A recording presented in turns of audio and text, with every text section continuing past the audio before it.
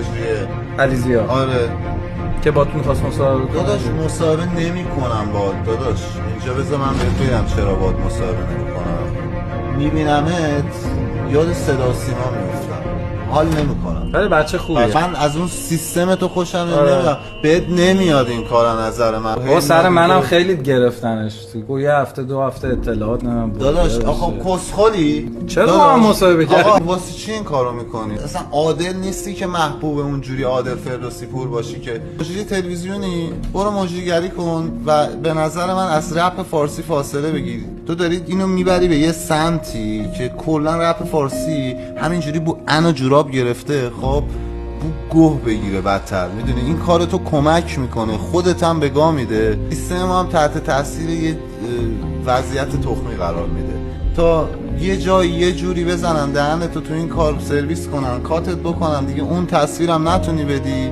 بعد دیگه فردا روز دیگه جلو هیچکی دیگه تو چیز نری. به قول حسین توش بچه خوبی هم هستی، من ازت جد ادب ندیدم.